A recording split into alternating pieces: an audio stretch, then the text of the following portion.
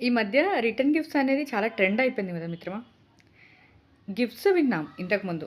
ఒకరిని అభినందిస్తూనో, లేకపోతే ఒకరికి సహాయంగా ఉంటుందనో, ఏదైనా ఫంక్షన్‌కో, ఏదైనా ఒక సందర్భానికి వాళ్ళకి గిఫ్ట్‌గా ఏదైనా ఒకటి పెట్టేవాళ్ళం. పెళ్ళైతే వాళ్ళకి ఆ పెళ్లి కూతురు తండ్రికి సహాయంగా ఉంటదని కొంచెం డబ్బులు మనీ రూపంలో ఇవ్వడమో, లేకపోతే మనం ఆనందిస్తున్నామని వాళ్ళకి తెలియజేయడానికి ఏదో గిఫ్ట్ రూపంలో ఇస్తాం. బట్ వాళ్ళు తాంబూలం ఇవ్వడం మంచిది. అంతవరకు ఓకే. రిటర్న్ గిఫ్ట్స్ అనే పాలిసీ వచ్చేవరకి, ఒకరిని చూసి ఇలానే ఇవ్వాలేమో, ఇలా ఇస్తేనే అందరూ గొప్పగా అనుకుంటారేమో అని జెప్పి అప్పులు జేసి మరీ రిటర్న్ గిఫ్ట్స్ ఇస్తూ ఉంటారు.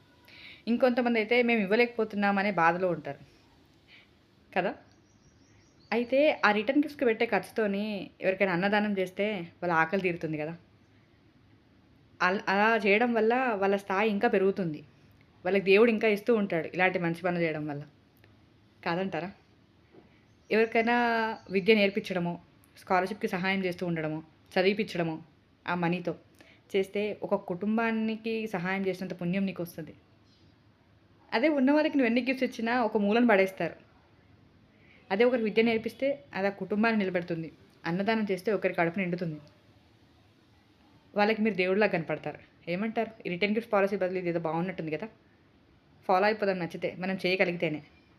వెళ్ళొస్తాను మీ అలుపెరగని బాటసారి. Please do subscribe to our channel అలుపెరగని బాటసారి.